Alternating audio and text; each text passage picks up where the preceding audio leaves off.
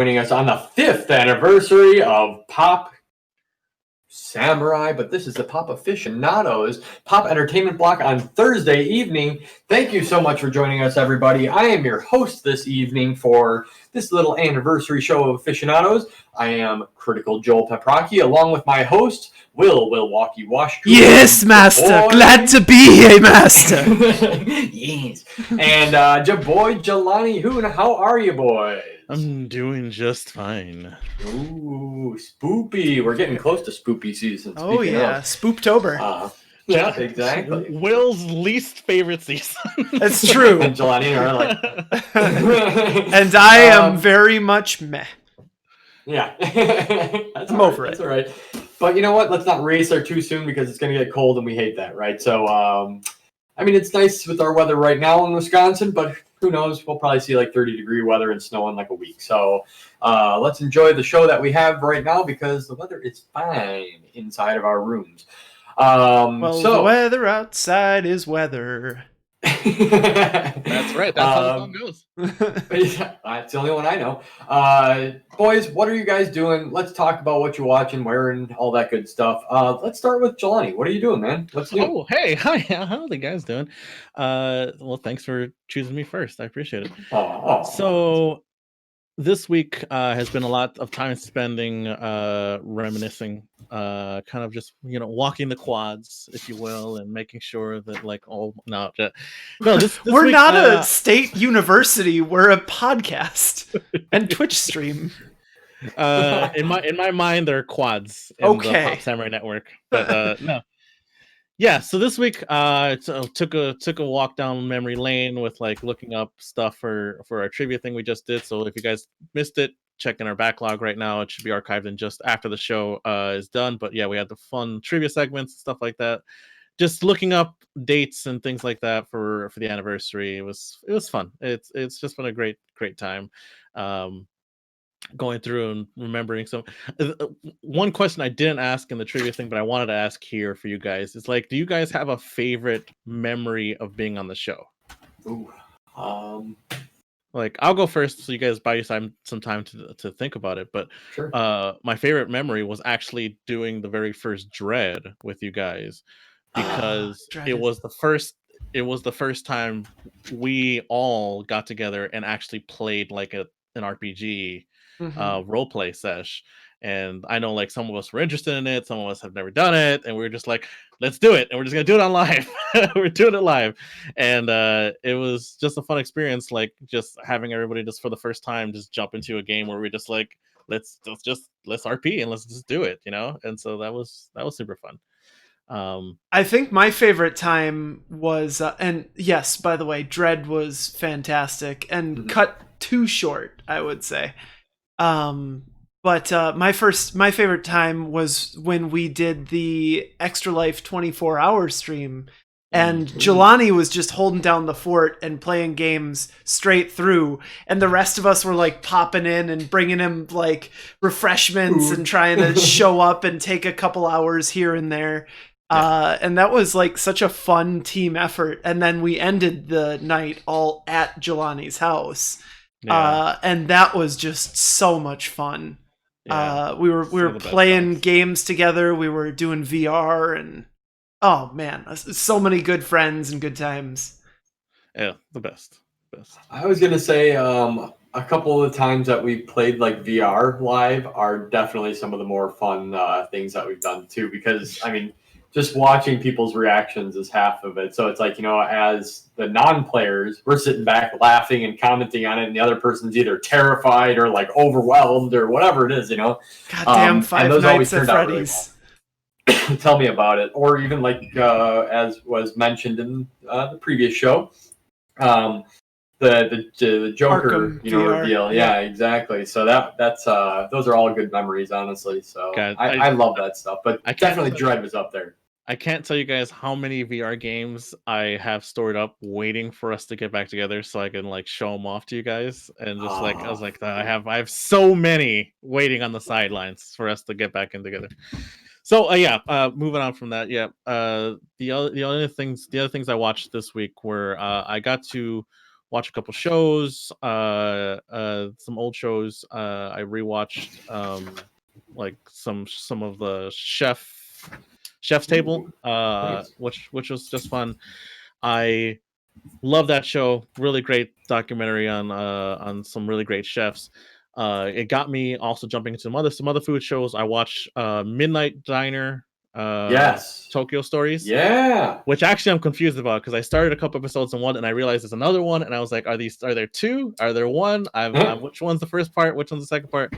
But that one is about like a diner in Tokyo that opens from midnight to 7, and he doesn't have a lot of like expensive ingredients. But if you go in there and you want like simple dishes and things like that, comfort food.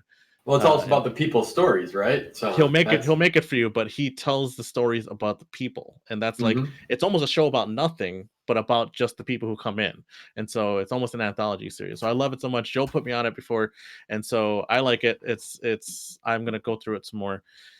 I watched The Babysitter on Netflix. I don't know if you guys ever seen this one or heard about it. One, no. So there's 2 parts. They just released the second part a few weeks ago, but there's The Babysitter and The Babysitter Killer Queen. These are movies. It's about like this kid who realizes his hot babysitter, it has like a devil cult, and they were gonna like sacrifice him. And so one night when he's being babysitted, he tries to like avoid them and not get killed. And so that's like the whole premise, and the sequel picks up from that. So it was super fun. Really great stuff. So if you guys get a chance to watch those, I think it plays on the idea of like that horror slasher film of a kid being hunted down, but mixes it with a little bit of Home Alone, a little bit of fun, and does like the whole like really fun comedic moments with it. And so second part really doesn't take itself seriously. It knows what it's all about, and kind of just like makes fun of it. And so I think it's really great. I think if you're enjoying and you want some sort of horror comedy, horror fun, check it out. That's really good stuff. And that's all I can really think of at the moment. So that's all I got. Awesome. Okay. Let's move on to Will and hear what he's been doing. Yeah, so I have not been doing a ton, I will admit that, but I've been trying to enjoy the last vestiges of summer in Wisconsin here. But I did have time to check out The 7 Deadly Sins, their latest season on Netflix, and I am happy to say that I am no longer a viewer. I mean, this was never the epitome of a well-written show. This was never something that I went to as like a high, heady intellectual pursuit. But this season, the 4th season, my God, they're just getting sloppy. Just so much like, it just feels so random. And the thing that tore it for me was they actually started putting people's like power levels into numerical values. And at that point, I'm just like, no other show but DBZ can pull that off. You know what I mean? Like once you say, oh my God, his power level is 50,000. Don't do it, man. Just, I found the door. You know, I found the door 50,000 milliseconds ago. Is that 5 minutes? No, that's not 5 minutes. It's a while ago though. And so yeah, they threw that out there, and I was already kind of fallen off of it, and that just tore it for me. So whoever's writing The 7 Deadly Sins, shame on you. You can do better.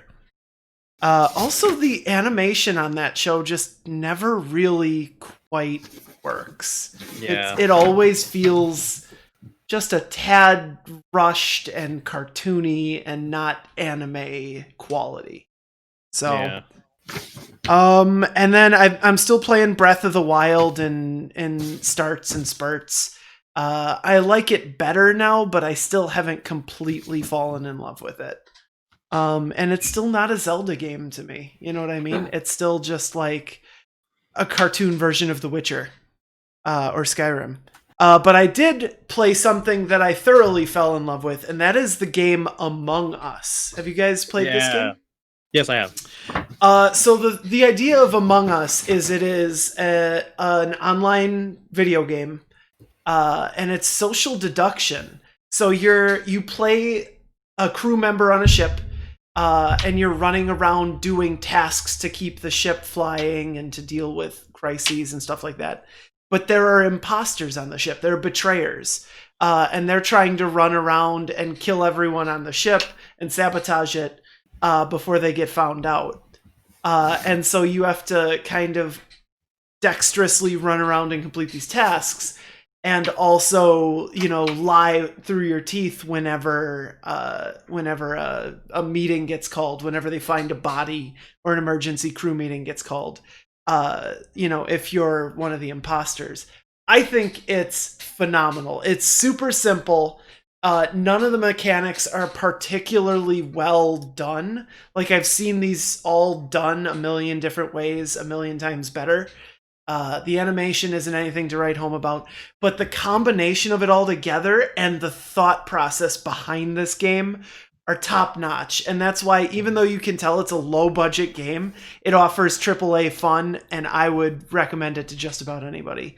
I streamed it with a couple streamer friends, and it was a blasty blast. I caught some of the time that you were streaming, and it was very fun watching you be the trader. Completely fooled them. Yes, really I had much more fun being the traitor than I did being a good guy. Yeah. I did win by this both. Game. Yeah, I do stand by this game. I think it's a really great game, especially if you just want something to do with your friends in this time period right now. And it's $5. It's free on your phone. Like, it's free on your phone? Free on your phone, and that's why I was able to play it. But it's only like you said, $20 on Steam or something like that to play. Hey, Jelani's consumer advice: free on your phone. Nice. Yeah, it is free on your phone. You can play with your friends. I downloaded it, and as long as you're all on the same Wi-Fi, you're all good to play it locally as well. So it's pretty fun. So yeah, seriously, just bonkers fun. Apparently free on your phone, $5 on Steam. Check it out. Very fun. So that's basically everything that I've been doing. Oh, that's awesome. That's pretty good. As for me, I have been super busy with other things, so I haven't been able to do too much, but I have been watching Amy jump back into a game that we played at Jelani's a long time ago called AI Somnium Files. Yeah. So finally, we're catching back up to where we left off because we played it on his system, brought the game home, and then had to catch up about 5 hours to get to where we were because we put in some good amount of time there. Really wish we could have continued playing that together, but yeah, super fun. I hope you guys enjoy finishing it. Yeah, I mean, it's still really cool. So it's definitely a weird little game. So it's kind of just a like investigation game. So pretty cool there. And then watched two things. One, I rewatched The Thing, as I do. Yeah. And then the second thing is anime. I came across a number of clips online of this show and initially hated the shit out of it just from not having watched anything, but then watched those YouTube clips and I was like, this is actually kind of intriguing. So I watched an episode of Uzaki-chan Wants to Hang Out.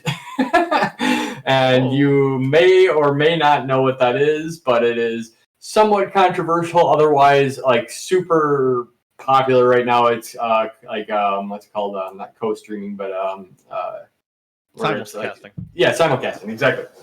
And it's on Funimation, but yeah, it came across like it was going to be stupid and very fan servicey, which it is to some extent, but it is super self-aware, and that's the point. So this guy does not want to get right with this girl. Well, he doesn't dislike her, and maybe they do like each other, but it's like she's just kind of a loudmouth and always makes it seem like something's happening that's not in public. So everybody looks at the guy as though he's a sleazebag because she's, a very busty lady. And so everybody in public is like jaw dropped at like what is going on between these two. And it's absolutely hilarious. It kind of reminds me in a way of Kaguya-sama, to be honest. Yeah, I can totally see it. Like the character design is obviously very different in two big ways. But other than that, it does look like kind of like very sort of sneaky, funny series. Yeah. So she like torments him, and it just like keeps making a scene like everywhere and all the time, and making him uncomfortable. So it's kind of funny. But everybody that I've been hearing talking about it says it just keeps getting better and better. So I'm going to keep trying to go with it. Amy was even a little bit reluctant to start it, but by the end she was like, "All right, it's not so bad." So maybe give this one a shot if you guys want to. It seems pretty interesting. So and it's making a lot of waves out there right now, so it might be worth checking out. But that's all I've got. Why don't we move along to a couple different segments that we usually do here? So first and foremost, let's get I got this thing staring at me in the chat here. Jelani, I want to know what the heck this movie is. Give us an international movie review. Oh, okay. All right. So it's not actually a movie. So let's get into this here. Oh, all right. Yeah. All right, ladies and gentlemen. Let's see what happens here. Okay. Today on my international review of Jelani's international review, I'm going to be talking about the BBC comedy drama Fleabag. It Bing. is a British show. It is first season or series, as it's called over in the BBC's, released in 2016, I believe, and then the final series or second season released in 2019. So this one stars Phoebe Waller-Bridge, who's an amazing writer and who is an amazing actress as well. Who stars, writes, created the series. She's created some other things. Most people might know her as the voice of the robot from Solo, who was Donald Glover's Lando's robot friend in there. She's done a lot of different things, but she is most known for her amazing writing skills. I had the privilege of watching this show and being completely blown away, guys. This show's premise follows the character of Fleabag. You don't know her name. You never really know a lot of characters' names in this. They all have like designated like names. And no one calls her Fleabag, but the designated credit name is Fleabag. And it follows her in her kind of crazy life that is filled with hypersexuality, her dealing with trauma that happens, and just her navigating her family and things like that. This show is so well written. It is so well acted. And I can't speak enough about this. I watched this uh caught an episode of it because I was watching some YouTube videos and I caught like a scene of it when someone was interviewing somebody, and I was like, oh, this seems kind of cool. I watched an episode, and then I watched another one, and then I watched another one, and then in one day I had binged the entire series. So it was something where right now I'm still left thinking about it. I'm still left wanting more of it. And the second series was what she had said she wants it kind of to be the end. She doesn't really want to compromise the meaning of it and to compromise the story of it. But it's grounded. It's really well done. It does something that we've been seeing a lot of recently, which is like a fourth wall break a lot in the series. We've seen it with like The Office and some other shows like that where they do mockumentary styles, but this one, the camera and the audience is almost like a character that is privy to her like most inner thoughts and things like that. So like when she's thinking something, she will turn to the camera and stare right at the camera and say something or give a look or give a glance, and it does so much for the story. It's some of the best fourth wall breaks I've ever seen. Better than what's another Deadpool. I think it's like Deadpool does it really well as well, but I think this one blows it out of the water with what they did with it, how they progress with it, how they really utilize that fourth wall break a lot in this series. I absolutely love this. It's great dry humor, great witty banter and talking. And the thing about it, I think it for me, it's real and grounded, like the way that it's written here. There's awkward moments. There's almost like a moment that everyone can kind of relate to in this series, of like that awkward moment with the family member, the awkward moment with flirting, the awkward trying to navigate like some bullshit thing that happened in your life, you being blamed for everything even though you're kind of just like, not, it's not your fault, and things like that. So it's a show that I am left absolutely loving. It's something for me. I'm sad that I didn't watch this when it was released. Now, when it was first released, I would say for me, it's probably the best thing I've seen all year. It's Wow. I can't give it a high enough praise for how great it is, how great the actress portrayed this. It was based on a one woman show where she created the one woman show stage play for her, and she wrote it, and it the first season kind of portrays the entire first show, and the second season kind of acts as a sequel to that, and it's really well done. I want to give this high marks across the board. I can't think of a thing wrong with this show at all. I can't even nitpick it. I really love it. I don't hand this out, and I've been stewing on this for some time after I've been kind of like thinking about it, but I'm gonna give this a 10 out of 10 for me. No way. Whoa! It's Wow. I think it's a perfect show. I still think for me it's something I still think about. I still look up breakdowns. There's a lot of video essays on the actual shows and the meaning of things. I Whoa! absolutely am in love with this show. I think anybody who gets a chance to watch it, please do. It's on Amazon. It became an Amazon original.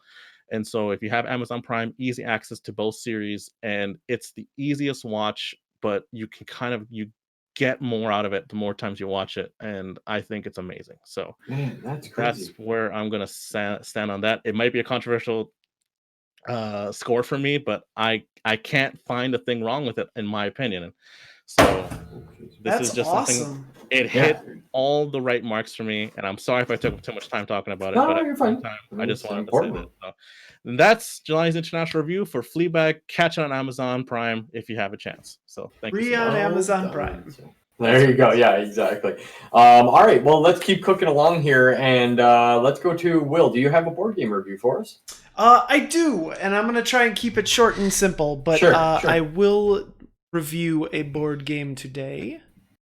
The board game that I am going to review is a party game. It's one of my favorite party games. It's something that, especially looking back in the history of this group of friends and our humble beginnings at 42 Ale House and everything, is something near and dear to my heart.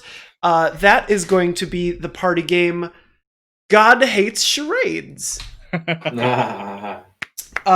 This is specifically the Tiny Little Wrath expansion. This is a very, very simple game, as it is a party game. You can basically play it with as many people as you want. I think they recommend, I don't know, 3 to 6 players, 30 minutes, ages 17 plus. Throw all those numbers out the window. Who cares? Because really, the most fun that I've had with this game is just setting out the 2 piles of cards and just taking turns with everyone trying to act stuff out. The basic premise is simple. It's largely charades, but they're trying to throw together things that you would never expect to go together. There's a pretty good example in the picture that I've got on the screen. But they've got, Guy Fieri, they've got God, they've got Bill Nye. You play as one of these actors, and then you also have to get people to guess a scenario, which is something like carving their initials into a child. This is one of those dark shock value games. It's kind of a la Cards Against Humanity. It's not as overtly kind of poopy as Cards Against Humanity can be, but you are going to be acting out some weird stuff in here. So there's a little bit, like I said, 17 plus is on the box, but I would say, yeah, leave the kiddos out of this for the most part. But seriously, grab some drinks, grab some friends, grab even this tiny little expansion box will get you quite a bit of fun out of it. But they come at least, there's the big party game box that you're used to seeing every party game come in. I think that has about 300 cards. This one has about 100. And it's just a rip-roaring good time. It's a good way to get up. If you are with people, or if you're doing a Zoom call, it's a good way to get up and kind of stretch the muscles out and have some fun, be ridiculous. Zoom call. I know that sorry, say again. The Zoom call. Yeah, why not? I think it'd work. I will say, I think that the time for shocking party games is kind of past. I don't think that people are as into the genres as much anymore. You've sort of seen one thing that makes you go, oh, you've seen them all. But just simply for the subjects and scenarios and creativity of some of the stuff they have you. Wireless Engineer in the chat asks, what do I mean shocking party games? Generally, I'm referring to Cards Against Humanity and its corollaries. I think it's still a fun game. It's just not as much of a surprise anymore. And that novelty value is what I think they were really trading on to start with. So with this one, you'll still get some pretty off-color jokes. A lot of them really fun to mess around with. Am I a Zoomer or was Cards Against? I don't remember what you're talking to. No, sorry. But anyway, God Hates Charades, very fun. You'll act out some wacky things with your friends. You'll be some weird actors and scenarios. Simple, to the point, get you up and moving. As far as party games go, this is a good one to have in the collection. I'm going to give this a 7 out of 10. Very solid. Okay. Well, that's cool. Thank you for giving us that review. You guys, we're not doing intro songs, but you know what? I'm going to force you to because guess what? It is Joel and Tell time. Joel and Tell. Joel and Tell. Joel and Tell. Yeah, give it to us. And you said yours was better than mine last week. Yeah, so I'm just kidding. No, thank you guys. I appreciate it. I'm just being a smart ass. So I have 2 items out of my mystery bag today. And number 1 is probably a game that most people are familiar with. This is a graded copy of Ni no Kuni, The Wrath of the White Witch. Ooh, Ni no Kuni. I adore this game, and for those who are unfamiliar with this is a 2013 game. I'm sorry, there's a bright light I've got on here, but you can kind of see. 2013 game for PS3, originally published by Level 5 in Japan and Bandai Namco in the United States. Excuse me. And co-produced with, guess what? Studio Ghibli.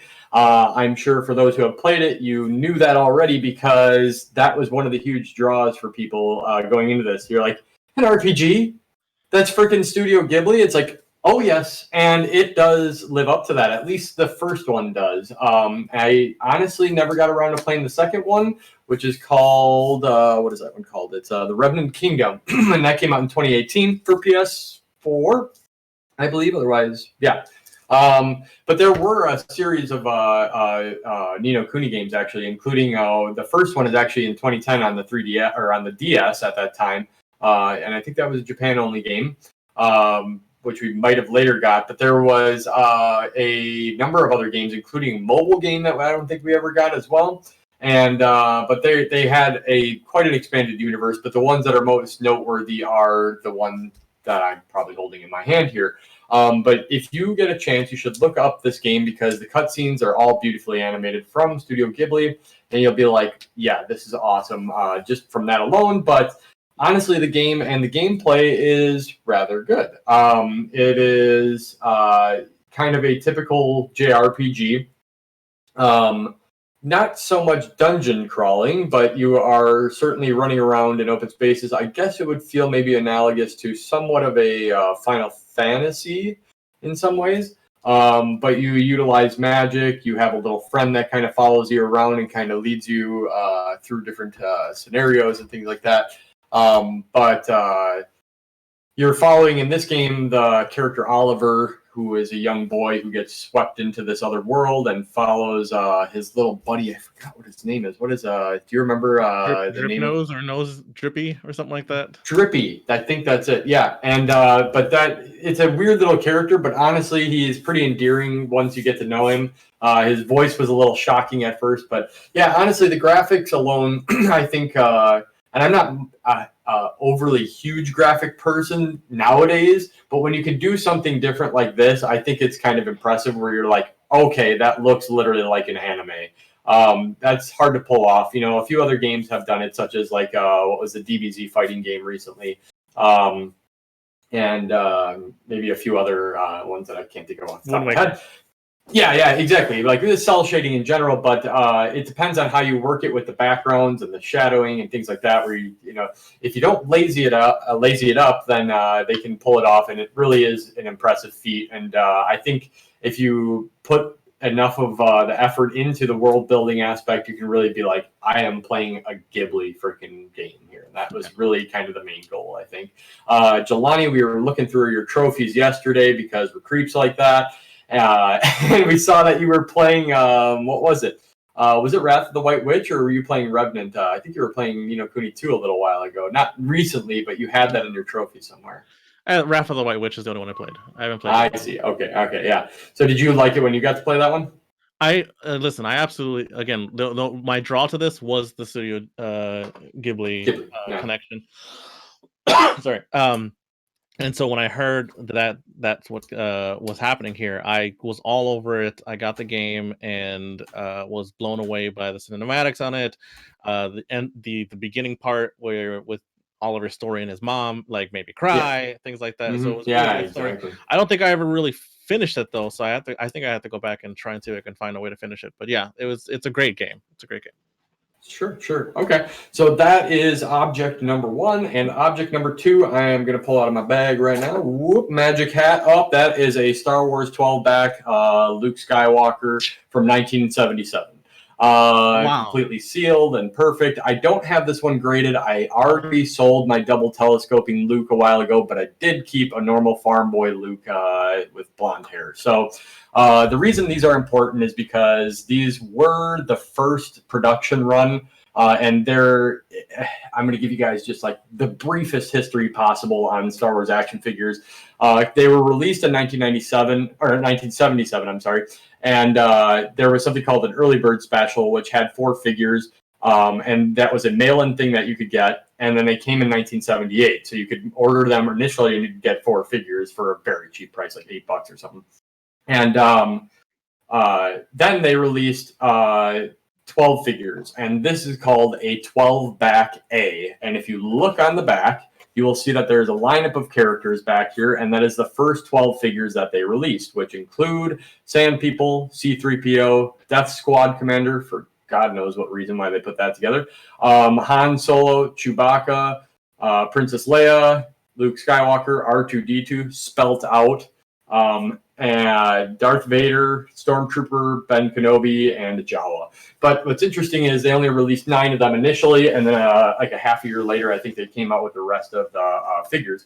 Now, there were a number of different backs, and the 12-back A, as you would expect, is the initial release of it. So this is one of the first release ones, and it's in damn good condition.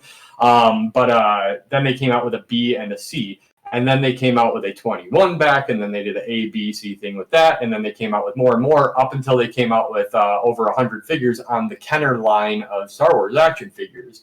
So, but what's funny about this one is what makes it a 12-back A versus the 12-back B is that on the back here, which you may or may not be able to see or read, is there is a little thing that says, send your name, address, zip code, and proof of purchase seal shown at right from 2 Star Wars action figure packages plus, along with $2 to Star Wars Collection Action Stand. And basically you could mail in for a action stand as you see below here. So this was only available for a very short period of time, and that's what the $2 thing, if you see that on the back of these, that is essentially saying it's a 12-back A, because they removed that from the other ones and stopped producing that, essentially. So, yeah, it's really like a big freaking mess, because Star Wars collecting is like that, endless at this point. But what's kind of cool is when you get back to these old school ones and you're like, this really is what started it all. And it's like, nobody was trying to collect this shit. So to find something in this, condition is really kind of something pretty cool, because kids were just tearing this shit apart, not thinking about, that this could be worth an absolute shit ton at some point. So not that I'm holding on to it. I just liked it. So I mean, it's in the blister pack too, which means that it's pretty much preserved forever as long as you don't sit on it. Yeah, exactly. I mean, I plan on getting these graded so they're in an acrylic case at some point, but grading something like this, now they take a percentage of the current value of the figure. Jeez. So for something like this, you could be talking a multiple $1,000 figure. So they could be taking hundreds of dollars, and it's like, so I don't want to pay hundreds of dollars for something. And it's like, if I just, it's safe like this for now. But if I were ever going to sell it or something, which I don't know if I will, then maybe it's worth doing the grading because they sell better that way. But I'll just say, just so you guys get an idea, this looks damn fine condition, but this would be maybe an 85 or an 80 by most grading standards. So I don't think are any 100s in the 12 back A's, by the way. So they're probably damn near hard to find. There might be like a single 95 out there. Isn't it weird how they used to put out toys and say, yeah, send in a proof of purchase and we'll send you more toys? Yeah, I don't think they do that anymore for many reasons. That feels like I know, but that also feels very cereal box-like, right? Yeah, box tops for education, sort of. I think it just was a different time. So kids were trying to be imaginative. They did not have these beautiful things, but they did have Farm Boy Luke. So there you go. Those are my 2 items for today. Awesome. Very good. And that was... They had the burnt corpses in the back of Aunt Brew and Uncle Owen. I'm just kidding. They don't know. No. That is not rated 100. The corpses are very poorly maintained. But anyway, that was Joel and Tell. Yeah. Thank you, boys. All right. Well, let's keep trucking along here. Does any one of you want to go worse than the other with any of your other segments? I'm just seeing who is excited here. I want some excitement in this group here. Oh, Will is literally bobbing his head. I can't wait. Sorry, Jelani. You're going to have to do jumping jacks next time. So, guys, Will, I'm very excited. Give us your consumer report. I'm very excited. Okay, consumer reports. I'm actually just excited because I can go pretty quick at this. PlayStation Plus, nothing worth talking about right now because they do the month-long thing. Xbox Games with Gold, they turned over at the middle of the month. So you can now get, you can still get The Division. That's good throughout the month. You can get the Book of Unwritten Tales 2 until October 15th. And you can get Armed and Dangerous until the 30th. So check out those games. Xbox always giving away free stuff, of course, games with gold. You can also head over to the Epic Games Store to get Football Manager 2020. If you're missing some sports, obviously football as in European football, not as in American football. You can get a game called Stick It to the Man, which is kind of a weird sort of, it looks like sort of a 2D side-scrolling, funky alternative game where you get your character that gets like one of those old gummy sticky arms, like you would get out of the vending machines. But it's like, I think it's like coming out of his head or something. And so it lets him like grab stuff and attack and learn. You can like read people's brains with it and stuff. Read people's minds. It looks hella weird, you guys. I'm not going to pretend like this looks like an art house sort of a game, but it's free $99 and it looks fun for at least a couple minutes. So check out Stick It to the Man. And finally, you can get a copy of Watch Dogs 2 at the Epic Games Store for free. Watch Dogs, of course, the open world hacking futuristic dystopia game. Highly recommend that. Those games are awesome. And that's a AAA title that you can get for free. Granted, it's a AAA title from, I think, 2017? Yeah. I thought it was older than that. Watch Dogs 2. Oh, yeah. Okay. Yeah. So, it is a little newer than that. Let's see. Release date 2016. November of 2016. So, not bad. But still, free game, big game. Check it out. Sink some hours.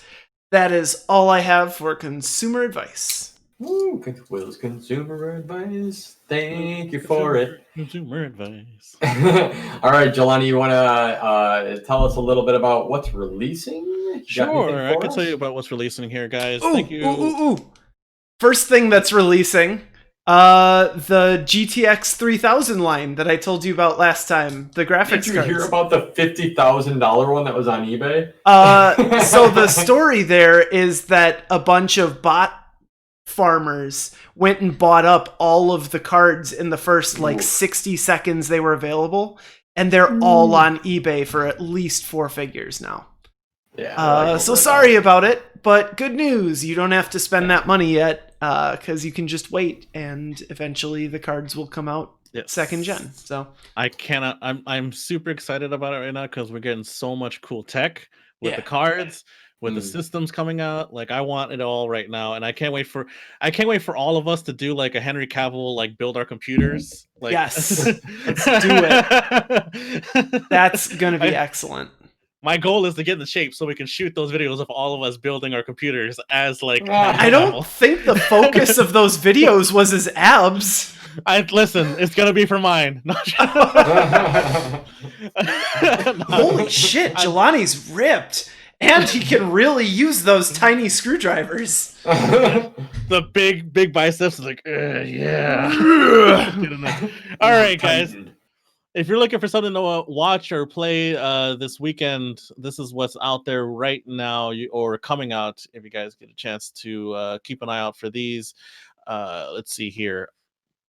Over on the video game side, Ori and the Will of the Wisps is out on Switch. It looks amazing. Yeah. It just released today, so hop on that. On top of that, if you're looking for something else to play, Hades is out, which is a game by Supergiant, which is a really great developer. You can play The Long Dark on the Switch, which is like a survival game. I recommend The Long Dark. That is a good game. Yeah. The Long Dark looks pretty cool. Super Mario 3D All-Stars, which is the collection of Super Mario 64, Super Mario Sunshine, and Super Mario Galaxy, is collected and put on the Switch for people to get in one collection tomorrow. So be on the lookout for that. Try and catch that if you guys can. It looks pretty cool. Is it sold out on physical copy? It might be. So I mean, that's impressive. Cool, so. Yeah. If you're looking for stuff to watch, make sure that you guys are staying safe out there. But some cool things that are out there to watch. Netflix has Devil All the Time is now out with Tom Holland and Robert Pattinson. Looks really cool. Things that are dropping this weekend. We got Enola Holmes. I think it's coming next Wednesday. But Enola Holmes looks okay. Henry Cavill and the girl from Stranger Things. I don't remember her name. Ratcheted is coming tomorrow, which is that show about Nurse Ratched from the one that flew over the cuckoo's nest. And Joel's most anticipated thing of the year is releasing tomorrow, which is Jurassic World Camp Cretaceous. Cretaceous, yeah. Camp Cretaceous is dropping. Go ahead. Isn't that on Netflix? It's Netflix as well, so Joel is ready for it. I'm ready to watch a kid's show. Listen, he's gonna come back next week and be like, "It's the best thing ever." With my propeller hat on, yeah, exactly. Yeah. So check those things out. They look pretty cool, and so that's all I really got. That's releasing. So there you go. Ooh, Jelani swimming in a sea of releases. Thank you for getting us to the surface. I don't know what that was. Awesome. Well, all right. So I guess we can let's really quickly just touch on some very obvious news, which is trailers. We're switching that out for what happened the other day, which is PlayStation released some details. So Jelani, I'll let you start with this one. Let's just let's touch on the system itself really quick, and then I guess we'll just talk about the games that are for release. Real quick, the only thing, the biggest thing that everyone was waiting for was it's almost the holiday season. They said the PlayStation 5 is coming this holiday season, and there was no date or price. Yeah. Where was it? Everyone was worried they were going to delay it or something like that, and there is some sort of problems with some chips, and there might be a shortage on them. But looks like we finally got a price. The disc system for the PlayStation 5 is going to be $4.99, and the discless digital only system is going to be $3.99 for folks out there. It's pretty much what we expected. Xbox's next system is in the same ballpark. I think their digital system is $2.99 actually. Mm-hmm. Yep. Which people are wondering what that means exactly, like for between the two systems. So that's what we got there. We got a lot of trailers for different games, gameplay trailers. We got the Spider-Man Miles Morales gameplay trailer. Good. Looks amazing. The soundtrack looks amazing. Really great representation in that trailer. Love it. We got Final Fantasy 16 trailer. Yep. This is being made by the same team that did the online 13? MMOs 14 and 11, I think. So 14 and 11, that's what it was. So they didn't do 15 or 12 or whichever the ones people were having problems with. This is the team that did the MMOs. So no, but people said that it kind of looks like 15, so they were curious if it was done by the same team in terms of action. Yeah, which I think one of the guys is from there. So, but regardless, it looks good. But how did you feel about that, John? And Will, did you watch it? After playing Final Fantasy 7, I wanted more of a different vibe than like that medieval vibe that they go for sometimes. Sure. This feels very much like Final Fantasy 10. No, not 10. 11. No, not 10. Yeah, no, 11. 12. I'm sorry. 12 was the one where it felt more fantasy and it dealt with crystals and stuff like that. And it was like very more high fantasy than it was more like tech and things like that. I wanted more of the tech side of the Final Fantasy series. Like I'm more into that than anything else. So they gave a teaser for God of War Ragnarok, which a lot of people were very shocked for them to say that it's releasing next year. People are already calling it out as saying it's probably going to get delayed, and whether or not this is actually a real announcement. But if it's coming out next year, that'll be an amazing turnaround because that game is very recent in a cycle of like a AAA game. So unless they were already working on it and using previous assets, but we'll see. Yeah, maybe. But yeah. So that's all I can think of. There were some other trailers for like Demon Souls and other stuff. Yes, like that. I was going to actually talk about that one. That's an older game that they remade pretty much, but that one to me actually looked intriguing. I was like, all right, regardless of I feel like we're a little bit oversaturated on the medieval thing, but that one looked pretty cool. Honestly, there's just something about feeling like the weight of your armor as you're like slugging around, and still just like big sword hits and impactful shield hits. It's like it looked pretty damn good, to be honest. It was beautiful too. Yeah, keep an eye out for that one. I'm trying to think of what else. Well, Devil May Cry got a remaster for 5. The New Horizon. Yeah, Horizon's is it Forbidden West? It's a special edition. Yeah, that's what it is. They showed us Fortnite. No surprise there. But otherwise, there was the Hogwarts 7. Legacy. Oh yes. Hogwarts Legacy, which is Harry Potter RPG. Looks pretty cool. It's so sad that J.K. Rowling died in that Twitter accident, but sad. Yep. So sad she died in that. So sad she died there. But other than that, they showed off the Spider-Man, God of War. They showed off one of the biggest things that I will say this. I'm very surprised that Final Fantasy 16 is going to be a PlayStation exclusive. Yeah. Because recently Squaresoft has been kind of trying PC too. Been trying to like spread it out there. So I'm very interested in wondering what that exactly means. But means they got paid a lot of money. That's they must have paid a lot of money.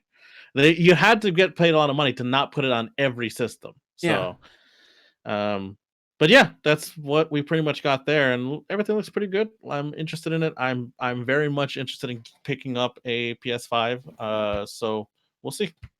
I'm just hoping for more backwards compatibility, or at least expand the. They showed like what you get with the online, the PlayStation Plus, and it is a lot of big games. But it's like, yeah, it's nothing new, of course. It's all older games, but it was a hefty list, especially at release.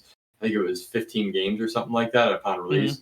Mm-hmm. So I won't list all of them, but it includes things like Persona 5, Uncharted 4, Until Dawn, Infamous Second Son, God of War, Final Fantasy 15. It's like, yeah, these are all big games, So that's a pretty impressive little start to that. But We'll see. Honestly, I'm curious about that $299 thing for the Xbox as well, because I feel like that was kind of their Sega Saturn versus PlayStation moment.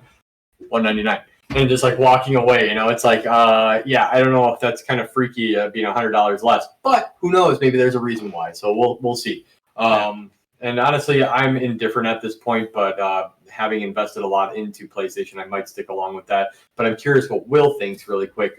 Did you get to watch any of this or see any of the trailers?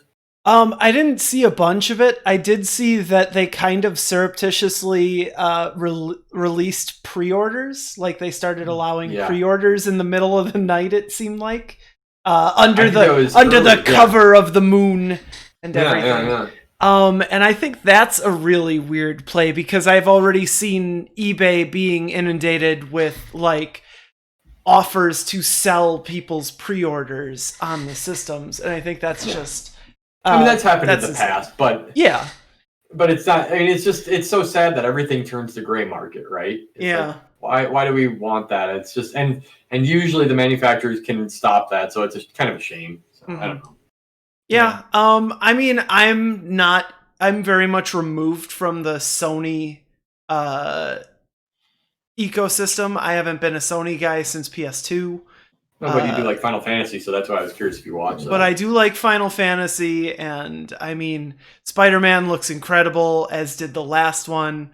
And I've still never finished a Last of Us game, and I'm sure that they'll, find some way to put a new one of those out.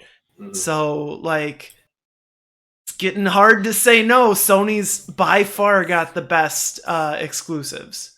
So cool. Fun. All right, boys. Well, I think we're going to wrap up that conversation, and I think it's time for some. Do we have any other closing comments or anything like that before we get to what? Rapid Five.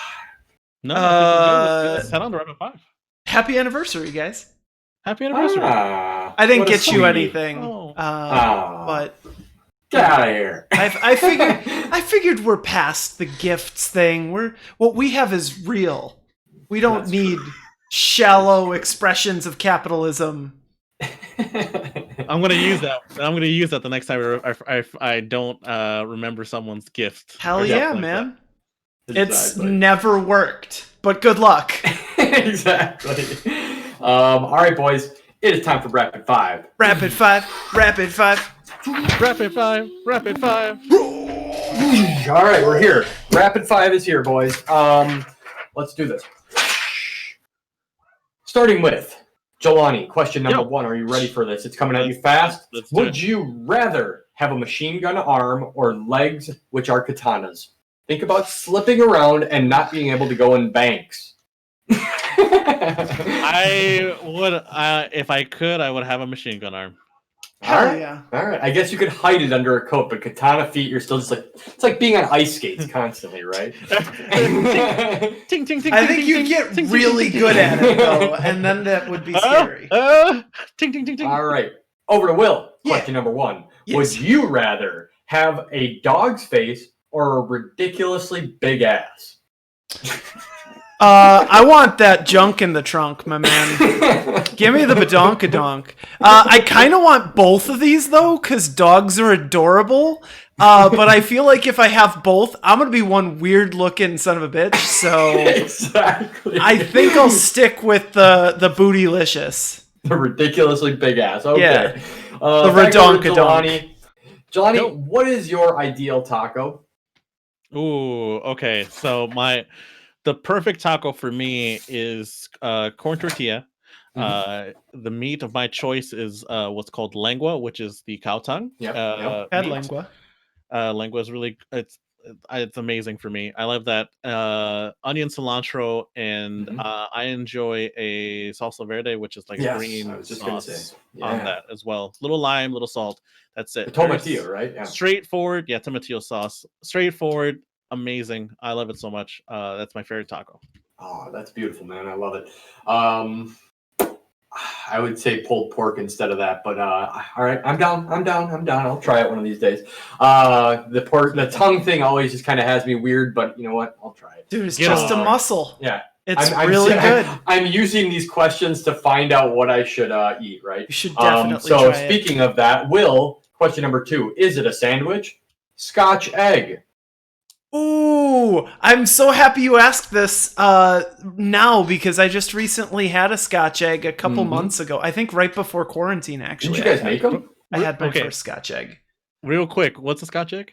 So it it's is. Go ahead. Yeah, so it's like shoot, how do I say that? It's kind of It's a breaded meat shell with an egg in between. Yeah, with a hard-boiled egg in between. Yeah. It doesn't have to necessarily be hard boiled, but you can get it so that it's like the creamy type of almost a little bit runny on the inside. If you cook it right, it should be a little bit runny on the inside. No. Okay. Is it a sandwich? Hand breading, also 2 forms of protein. Oh man, I don't know that I would ever hold it as a sandwich. But that doesn't mean it couldn't be held as a sandwich. Like, I could see someone taking it. So, I mean, my big criteria are always, does it come in layers? Does it have some sort of either a protein or a carbohydrate? And is it portable? And I think this checks all those boxes. I keep them in my pocket. Yes, it's portable. Would you like a Scotch egg? Yeah, exactly. And you know what? If someone handed me a Scotch egg hopefully in like a napkin. Yeah, like exactly. I don't want them to just give it to me, but if they handed it to me in a napkin, I'd probably walk around with a Scotch egg eating it. All right. What the hell? I'll say yes. Ooh, we got it. We got one. I think a Scotch egg can be a sandwich. Nice. All right. Well, didn't trick you. You didn't. I don't know if it's tricking you, but yeah, I guess I got you good. It always feels good to get closer to sandwich nirvana. Sandwich stuff. Yeah. All right. Back over to Jelani. Superpower. You can make a door appear anywhere, or constantly spit hot fire. Now, when I mean make a door appear anywhere, it's just literally a door. So, like, you just can be like, all right, I'm just standing here walking down the street, and then boom, a door appears, and you just walk through it and keep going. Great superpower, I guess. Here's the problem. Fire. I have to jump in before you explain this, because my boy Jelani is spitting hot fire 24/7. Just had to get that out there. How dare you imply he doesn't already have that power? 5 years he been spitting that hot fire. I love it. Will, you literally took my joke from me. I am so sorry, but I was gonna say, literally, I spit hot fire 24/7 already. It's the door, baby. Give me the door, and I'll spit hot fire while out. I am so sorry that I took that from you, but I was bursting. I love it, but it was great. It was good stuff. Yeah, that's so funny. It's like, hold on, hold my drink. I have to say this. All right. Yeah. Will, you get a superpower as well. Let's talk about yours. Always be refreshed, and you have to make the noise of refreshment, like, and like, you took a drink, and you're like, so I'm just always refreshed. Yeah, exactly. So I guess you're like permanently comfortable, I suppose. Or have extra long arms, but only can be used for tickling. Oh, that's so good, but so creepy. Hello. Yeah, exactly. But then again, like, it's also pretty creepy when people perfectly do the like, like, I know. Where's the camera? Who is this for? Who am I sponsoring? Yeah, is this Crystal Cola? What is this? That being said, I don't want to. I could count the number of people on this earth that I want to tickle on one hand. You're not a French tickler, all right. I am not a big tickler. And it'd be weird if I'm like reaching across the park. Like, think about those long arms. Like I'm reaching across the park to go coochie coo on someone else's baby. I don't think so. So I'm gonna go with the refreshed. just because I hope it's just like me always being tip top of my game. You know what I mean? Like there's no point where I'm like tired or sluggish. I'm always just like, I am ready to do this. Oh, get the long arm to go all the way through. Here we go. Oh, it's coming up here. Oh, just what I needed. A tickle. All right, guys. I love it. We're moving on to question 5, which is keep, stop, or snap out of existence.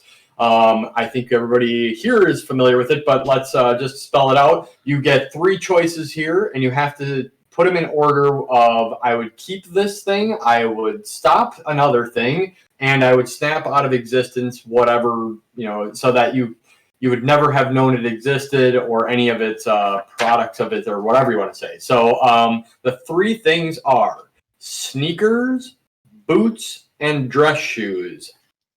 Prepare your lists. Ooh. Okay. Right. I'll naturally jump out and go first because I'm feeling refreshed. All right. No long arms. That's good. Shoot. I love sneakers. I don't spend a lot of money on them, but I love that they're just always evolving. That's what's kind of the best thing about them. So I'm gonna keep sneakers. They're comfy, they're stylish. Let's go. I am going to stop dress shoes because I feel like dress shoe innovation is just like a fool's game anyway. 50 years old. Yeah, keep it classic. I got my dress shoes that I love, and I'm gonna keep them. You get a good pair of dress shoes that'll last you a while. I'm gonna snap boots out of existence. Enjoy your winter. Winter's gonna suck, that's for sure. But I've made it through winter with sneakers before. I'm more concerned with like work boots being gone, because now we're talking about dangerous.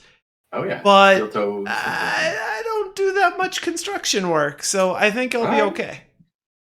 All right. Thinking of yourself, I see. That's right. Thinking of my wonderfully free and full range of motion ankles. All right, Jelani, what do you got?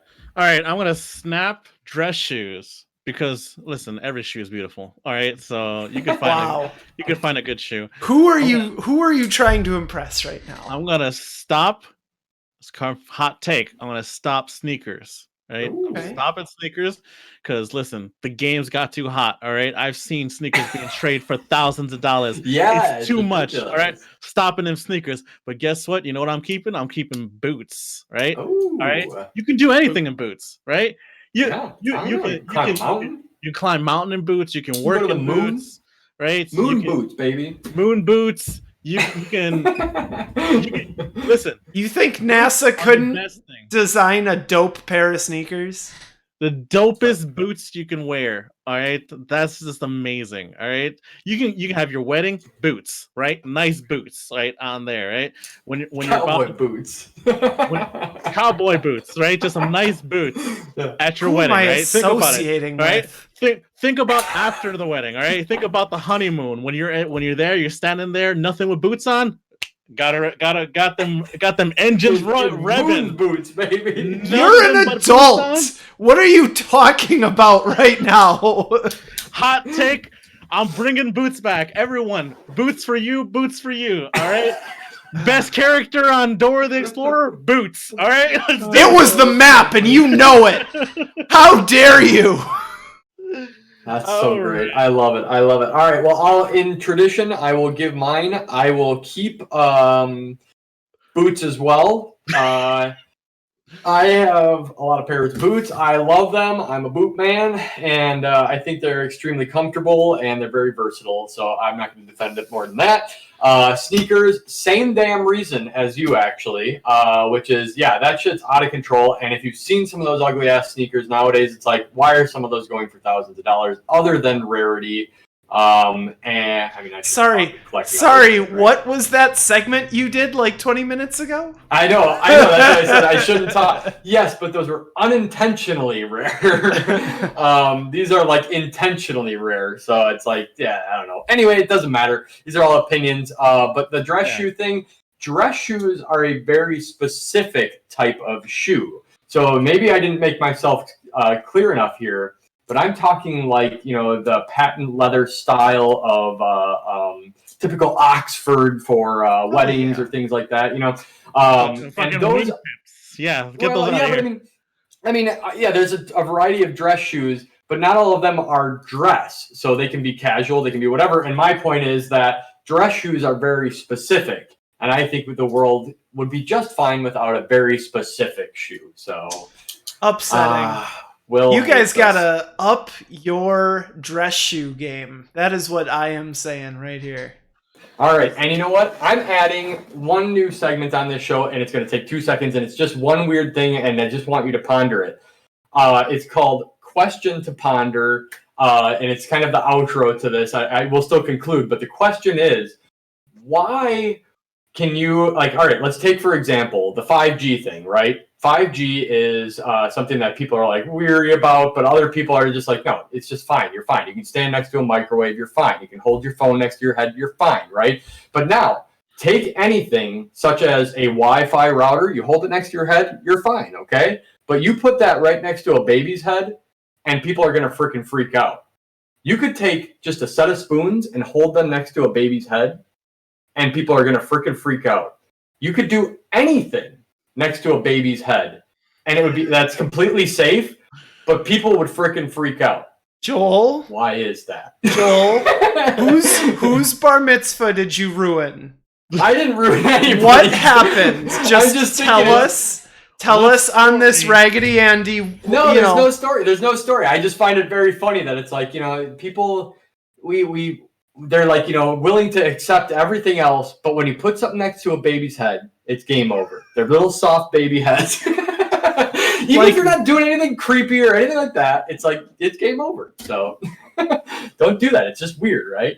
So, that's my question. Why can you put something? Why can't? I'm broken right now. This is the most random fucking question. Yes, that's the question to ponder. And I want you guys going forward to come up with some random ass question to ponder as you go out now. I can't think of a more random ass question to start random ass questions with than that random ass question. Thank you. Then I did my job. So on that note, guys, I think we should wrap this up. I had a lot of fun here this evening. I hope you did too. This has been a hell of a number of years together, and I hope we can continue this for infinity and beyond. And by all means, we gotta give the biggest thanks to the Jaboy here. He is the founder and our godfather who started all of it. So give a round of applause for the boy. That's right. Yeah. He's like, thank my you so photo. much. I appreciate it, but thank you so much. I got to give a shout out to my hosts, my friends, my family who have supported all the stuff. Fist bump with Will, Milwaukee, Joel, Critical Joel, the guys over on No Games No Life, John, Jason, Antonio, all of our past co-hosts who no longer with us, but it's all been great. They're all dead. We kill them all when they quit the show. So when he says no longer with us, that's absolutely a euphemism. The late great. Yeah, but everyone who's been a part of us, everyone who we've interviewed, who's been a special guest, who's been a special friend who's come on and done something with us, played with us, done things with us. I appreciate you all, but most importantly, we appreciate anybody who stops by and just watches us, listens to us as our fans, our friends. You guys are the real Pop Samurai here. You guys are the guys. You guys are the people who really make this thing a thing and help it keep going. So I appreciate that. I love all you. I love my co-hosts. And hopefully you guys continue to stick around because I'm telling you right now, I really have some big plans of what I want to do once we get back to things going back to normal. So Awesome. lots of stuff in the works. So good stuff. All right, Jelani, you take us out here tonight, man. Oh, well, okay. All right. Well, thank you guys so much for being here. Make sure you guys keep it locked to all things Pop Samurai. Visit our website, popsamurainetwork.com. And if you get a chance, we are in support of Children's Hospital of Wisconsin. Make sure to help donate to Extra Life. I forgot this weekend was Extra Life's D&D Appreciation Weekend. So get out there, play some D&D this weekend if you guys can, and help donate to Extra Life. If you can help us raise money, click the link down below to help us raise some money for that. We are about a month away now, or a month and a couple weeks away from the 24-hour stream coming up in November. So we'll see what happens when we get there. I don't know how we're going to do it, but we'll figure a way to do it. So we got some plans. So thank you guys so much for being here. We love you guys. This has been Jaboy Jelani Hoon, this with Milwaukee here with us, Critical Joel. We'll catch you guys next week. Will Our Heroes podcast survive? Spread the word, subscribe, and tune in next time. Same Pop Samurai time, same Pop Samurai channel.